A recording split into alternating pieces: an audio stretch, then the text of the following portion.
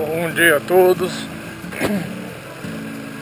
Mais um vídeo pro Diário de Motocicleta no canal O Caminho.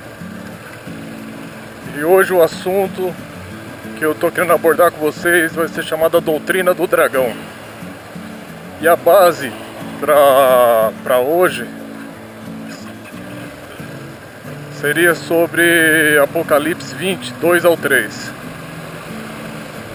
E Gênesis também no capítulo 3, lá vai falar sobre um pouquinho a tentação de Eva,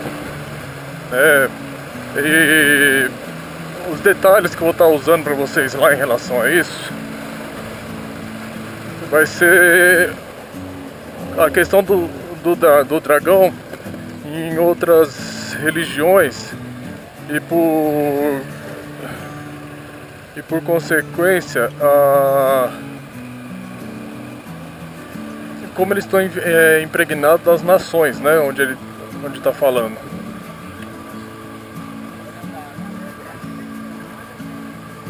E sim, o que me chama mais a atenção é a cultura chinesa, né? Porque o dragão existe na cultura chinesa até antes do próprio Confúcio, né, que é um dos pensadores chineses lá, que vai dar muito assim o direcionamento lá do pensamento religioso, cultural da China. E você vai ver também o dragão na cultura indiana, você vai ver o dragão na cultura mexicana, você vai ver o dragão na cultura egípcia, você vai ver também o dragão nas culturas afrodescendentes. E o que é engraçado, sim, e tá na cultura nórdica você vai ver o dragão também. E se você parar para datar, ele surge mais ou menos entre os 6.000 e 8.000 anos, que se cita ele lá, né? Então ele é muito antigo em todas essas culturas. E as características do dragão nessas culturas praticamente são muito similares, né? Destoam uma coisinha ou outra deles, né? Mas na grande maioria é como se fosse uma serpente alada. E por que eu estou querendo falar sobre a doutrina do dragão? São características que a própria Bíblia lá no Apocalipse 20, do 2 ou 3 em diante ali, ele fala que o dragão, a antiga serpente, né, que quando se dá o fim dele, mais ou menos,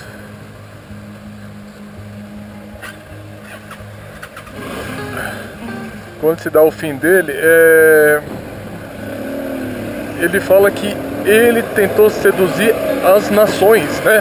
Não fala só da nação hebraica, né, que surgia na época. Ele fala das nações em si. E lá uma coisa interessante também lá em Gênesis 3, quando ele fala da tentação, que uma das coisas que ele se pega em Eva, ele fala assim, né, a primeira coisa que ele fala para Eva, quando se aproxima lá do fruto, ele fala assim: e é certo que talvez você não morrerá se você comer? Quem disse que você vai morrer se você come? E aí quando ele joga essa primeira comentário com Eva, ele fala assim sobre também a questão do conhecimento, né? Porque Deus só pode ter o conhecimento e tipo dessas conversas, né? E quando realmente o efeito do fruto faz, foi quando o Adão também come. Aí fala que aí o olho dos dois, eles perceberam que eles estavam nus. Então quer dizer que houve um efeito do fruto. O que eu quero dizer com isso?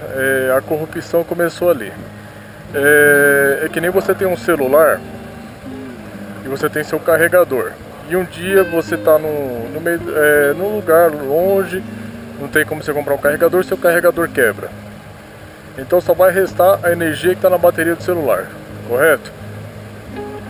Então até a hora que ela se findar. Então imagina assim, que ali houve uma desconexão com Deus. E só sobrou a energia que estava na bateria, ou que estava presente na pessoa.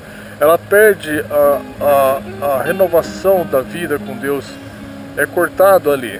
Então por isso que Deus fala assim, então a partir de hoje, não que ele está tipo dando uma maldição, ele fala assim, a consequência vai ser essa: do pó você veio, do pó você vai voltar.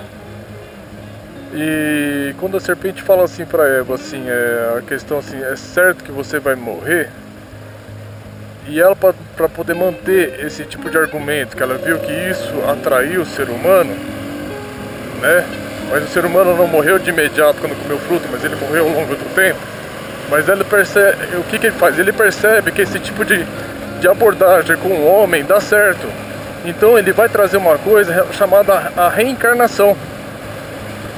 Qual é o homem para saber se realmente ele reencarna? Ninguém sabe disso. Então ele sabendo que depois da morte não tem como você saber o que acontece depois disso, ele vai falar que você reencarna. Então por isso que ele fala assim, certamente você não vai morrer, você vai voltar de alguma forma ou outra. Só que é o seguinte, se eu reencarno ou não, do jeito que eles falam, pra mim a vida só tem sentido se você continuar de onde você parou, das suas expectativas, dos seus aprendizados, do que você absorveu, do que você decidiu. A sua história é o que te fala, não é esse corpo, é o seu registro de história que é a sua vida.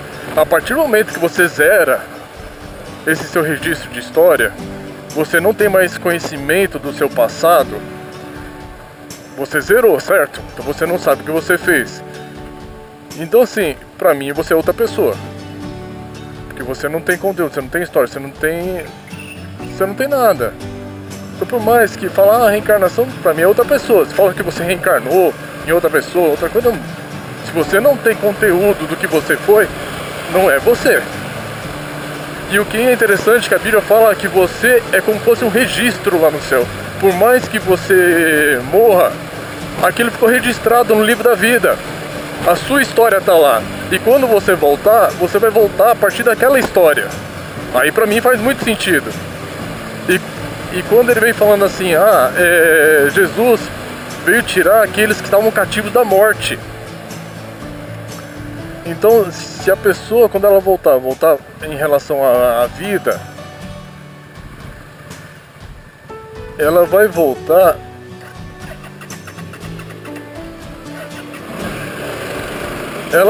mais ou menos onde ela parou. Ela vai voltar do ponto que ela parou a história dela. Aí faz sentido pra mim. Mas só que o inimigo ele usa esse tipo de argumento, né, para que você, achando que você vai ter uma nova chance de consertar seus erros, uma nova reencarnação, mas isso é o que é pregado ali, é o que foi que a serpente falou para Eva. E é que no Apocalipse 23 ele fala assim, foi assim que ele enganou muitas nações. Agora quando você vai pegar a civilização nórdica, a civilização chinesa, povo chinês, povo japonês, também praticamente o povo japonês vem do povo chinês, foi só uma separação num tempo lá, por isso que eles brigam até hoje. Mas eles pertenciam a todo aquele império. Você vai pegar os indianos, você vai pegar aqui no México, quando fala do dragão, as características são as mesmas, mas a única coisa que difere lá na China é que eles começam a dar uma certa importância para a divindade, onde eles começam a exaltar o dragão. E começam a falar sobre a reencarnação. O Buda, por exemplo, é uma coisa sobre isso. O Buda vem várias vezes reencarnando. Então essa é a doutrina do dragão. E então você fala assim, pô, Dani, mas de todas assim, você vai ver na Umbanda. A Umbanda também fala do dragão. E a Umbanda é o quê? É uma cultura afrodescendente. E o dragão é tão forte ali que é uma das coisas mais antigas que é falada ali. Agora se você vê dos orixás, tal, a tentativa de manter os orixás, por causa da escravidão, da questão do povo do catolicismo, então eles tentam, por baixo dos panos, manter a cultura deles em relação ao catolicismo. Eles dão uma mesclada, mas o dragão continua o mesmo. Então o dragão ele é muito forte porque ele vem desde os primórdios. Agora você fala para você, a questão de Deus não existe? Como não existe? Se o dragão está tão presente nas civilizações tão antigas, de acordo com como a Bíblia fala, como é que pode ser que ele não exista? Como é que ele não está presente nisso tudo? Você entende onde eu quero chegar? Não tem como você falar que a presença de Deus não existe. Uma civilização que está no extremo norte do planeta, e a outra, que está praticamente quase no extremo sul, na África, estão falando a mesma coisa, as mesmas características?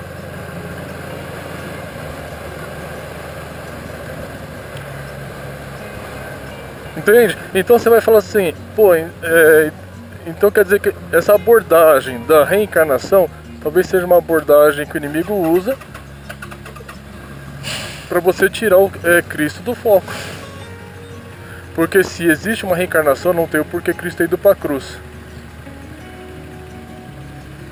Porque se você tem a oportunidade de se reajustar ou reconsertar aquilo que você fez, sem precisar do intermediador, simplesmente pelo fato de você reencarnar, então não tem necessidade do Cristo na cruz.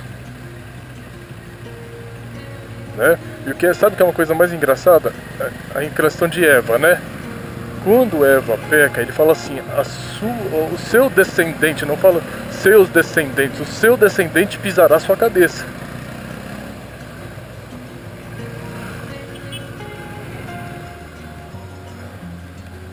Né? O seu descendente pisará a sua cabeça. Eu vou dar uma pausa aqui que eu vou abastecer, que a moto já está no cheiro. Aí eu volto o vídeo daqui a pouco.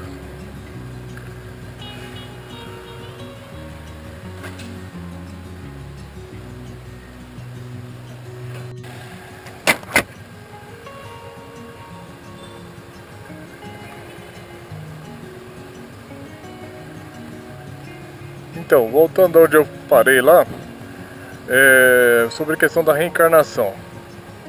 Se o que eu estou falando para você não faz sentido, eu acho que peço para você deixar um comentário aí. Mas assim, então você quebra toda a justificativa de Jesus na cruz se a pessoa tem a oportunidade de, na reencarnação, se consertar. Né?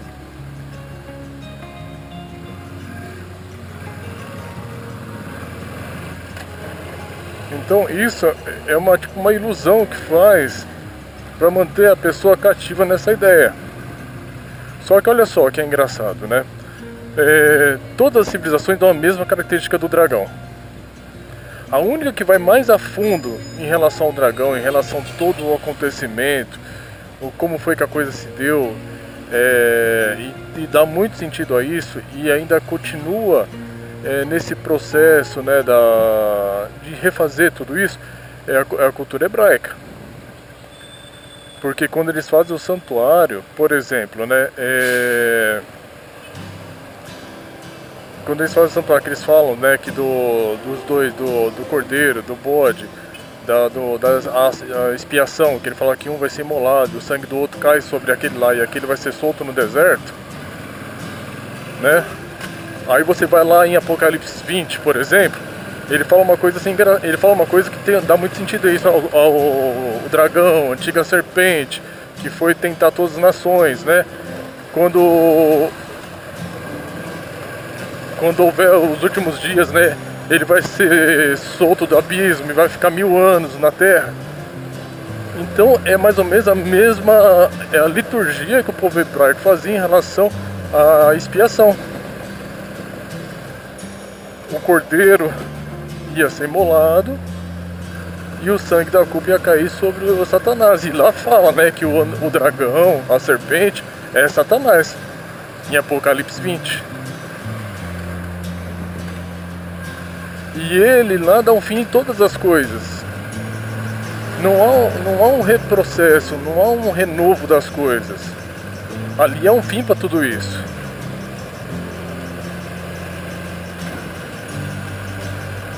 Então a gente tem que ter um olho mais atento, entender o que está acontecendo à sua volta, de tentar refazer a coisa antiga como fosse nova, e não é.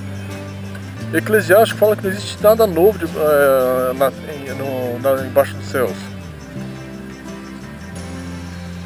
Não é novo, as coisas só são refeitas para que ganhe uma nova roupagem, mas continua sendo a mesma coisa, o mesmo sentido.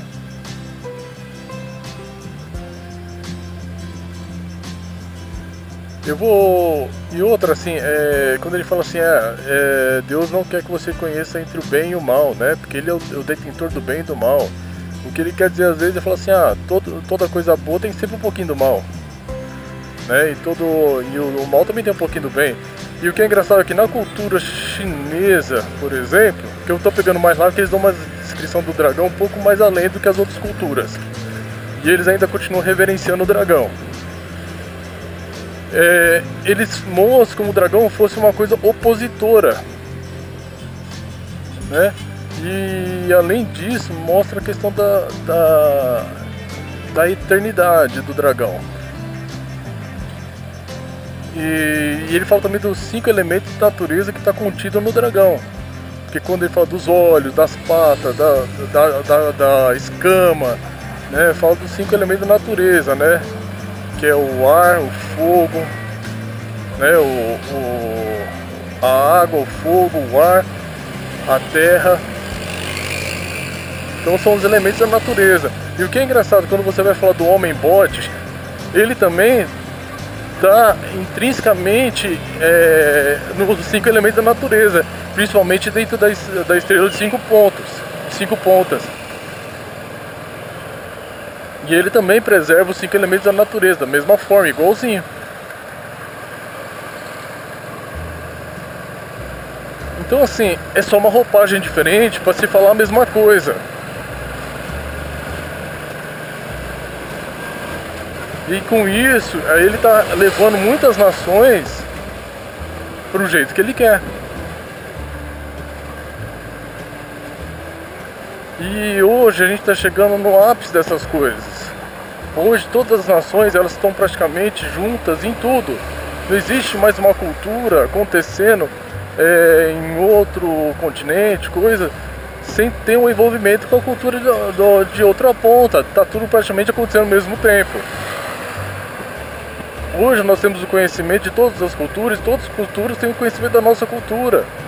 E você, aí com esse conhecimento, muita gente se ilude, mas na verdade você só está vendo o antigo no novo. Para mim, mostra o quanto o que aconteceu na Bíblia, o quanto mostra a veracidade da Bíblia. Ela não simplesmente só ilustra, ela dá nome às coisas. E dá tempo para as coisas acontecerem. E o quanto a gente está chegando no final disso tudo. E o que estava escrito ali, a questão de profecias, muitas coisas já se cumpriram. E ele sabe que o tempo dele está curto, porque quando Jesus foi levado ao madeiro e ele foi morto, e quando ele passou no Getsemane, fala ali, e ali ele fala assim, ele fala de Eva, ele não fala de uma pluralidade, ele fala um singular. E fala o seu descendente, não só fala os seus descendentes, fala o seu descendente pisará a cabeça do dragão, da serpente. E ele tipo assim, ele morderá seu calcanhar. Para mim muito claro, né? Porque ele sempre virá encalço da igreja. E é isso que fala também lá no Apocalipse 12, quando ele fala que ele viria perseguindo a igreja. Que a igreja na verdade simboliza o corpo de Cristo. Ele ficaria no encalço da igreja. E para mim faz muito sentido tudo isso, pela história, pelo que já aconteceu, como as coisas se deram, né? Então, o que eu tinha para falar para vocês é um assunto que dá até para você abrir mais ele, é um assunto que ele dá muita margem para a gente buscar um entendimento melhor do que acontece nos dias de hoje, tá? Mas eu acho que por hoje já tá bom. Quem sabe num outro vídeo mais na frente a gente volta a falar sobre isso aí, tá? Quem quiser, deixa um comentário pra gente poder conversar um pouco melhor sobre isso aí, tá? Fica com Deus, mais um ótimo dia aí na presença de Deus e até o próximo Diário de Motocicleta.